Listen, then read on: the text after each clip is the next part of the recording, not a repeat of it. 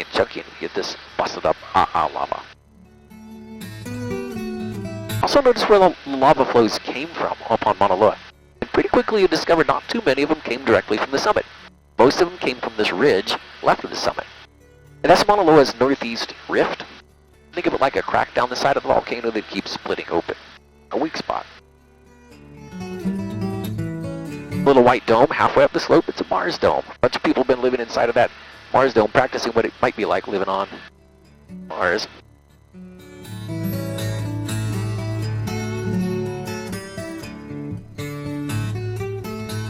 And there's more white buildings up near the summit. That's Mauna Loa Solar Observatory.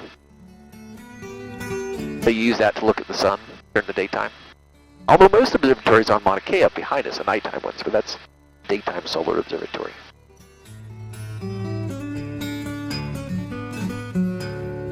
This Mars dome, it's been there since I think 2013, maybe 2012, 2013 they put it in.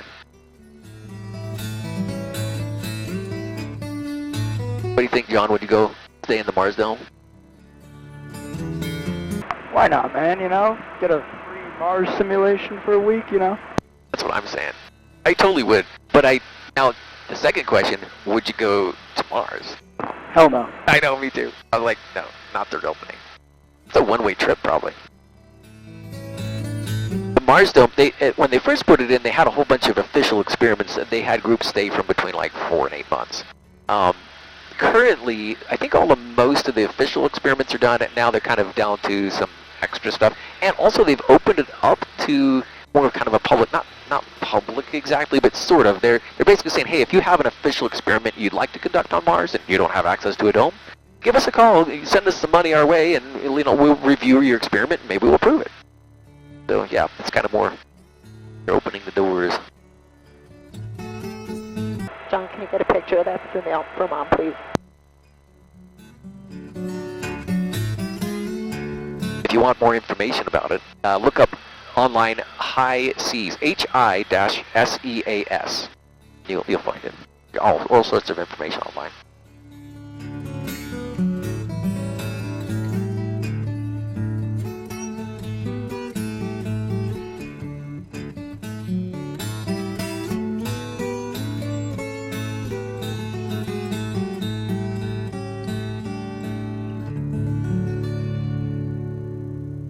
Notice all the holes in the ground we're coming up on? There's a few of them right through here. They're kind of all lined up in a row. Those are holes in top of a lava tube. So eruption, when it happens, lava often will come out and starts flowing down the hill, right? Just a river of lava flow, just like you'd think. But it doesn't really stay that way very long because it's cooling down rapidly. And it's cooling from the outside in, which creates a crust. So that's the beginning of a lava tube. Crust over a lava flow. And the nice thing about the crust, once it starts forming, it now insulates the lava. It's like a blanket. Now the lava can go further. And then the process repeats. And with time, these tubes, they just get longer and longer. Sometimes they get so long, they can take lava all the way down to the ocean. It usually takes a number of weeks, if not more often months to do that, but it can. And sometimes the tubes can clog too. We could have lava going into the ocean one day, and the next day you come out and instead, lava spilling out the side of the hill somewhere because the tube got clogged. When they go empty, you can usually get down inside them. If you can get into one of those holes, you could probably go through and come out another one somewhere. It's not unusual.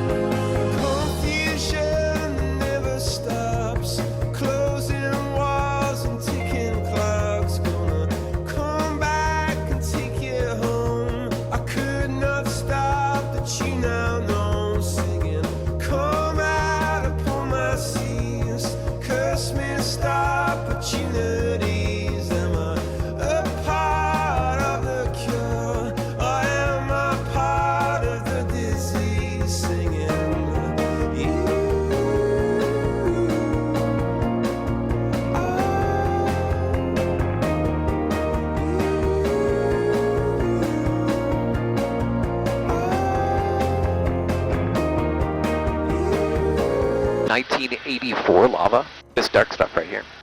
Mauna Loa's last eruption, we were talking about it earlier. It came out just up here on the right, on the rift. So that, we were talking about the rift zone, right? Yeah, the lava often comes out on this crack up here on the right and comes down, flows to the left. Well, in this case, it flowed down to the left. But it went right towards Hilo, the largest city on the island down that way. The lava was going straight for town.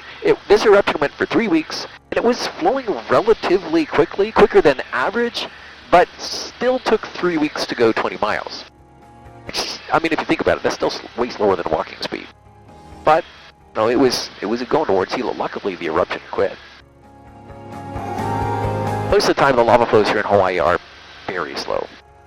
But not always. They can, on a rare occasion, go up to upwards of 25 miles per hour. But that's exceptionally rare. For the most part, the Hawaiian volcanoes are pretty gentle.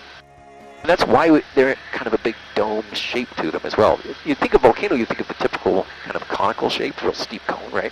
But because these things are so gentle and frequently erupting, they tend to just ooze rather than be explosive and violent.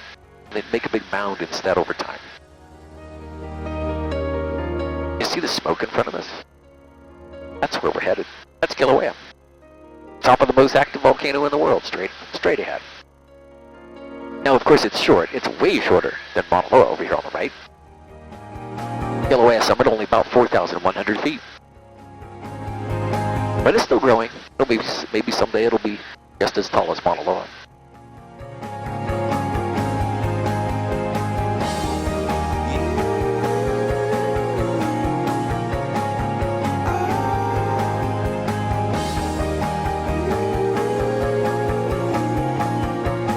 Originally, for a long time, nobody realized Kilauea over here was a separate volcano from Mauna Loa. Because it doesn't really stand out, it doesn't have a big peak, right? It wasn't until they figured out there's a separate magma chamber and an independent plumbing system to the magma chamber, they realized, hang on, that means it's a different volcano. It's just young, it's not as tall yet. It's growing up out of the side of Mauna Loa.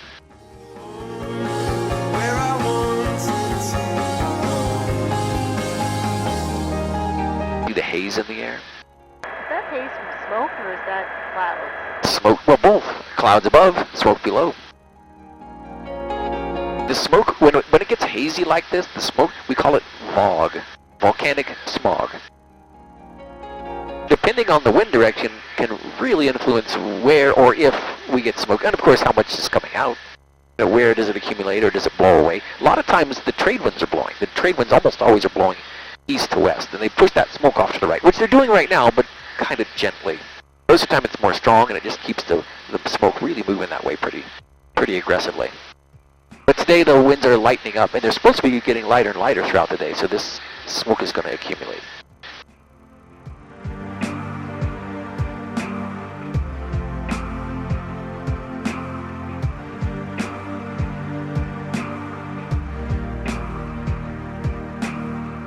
There's the caldera. That's where the eruption is taking place at the moment, down inside. Now, a lava lake, which is what's happening right now, it'll crust over, just like a lava flow will. So it gets a hard crust over top of it. The lava is exposed to the air, it crusts up. And a lava lake crust is usually pretty thick. You could, probably technically walk on it, although that's obviously a really bad idea. But you probably could, and not only is it strong enough, but it insulates really well. So well, you probably wouldn't even be too hot. But this smoke coming out down in there is really probably the #1 biggest problem if you were to try and go down and walk across the lava lake, because that smoke sits down in the hole and it gets really thick. A little bit of smoke's no big deal when it starts dissipating, but down in the thick stuff, it's not good. It's got a lot of sulfur in it.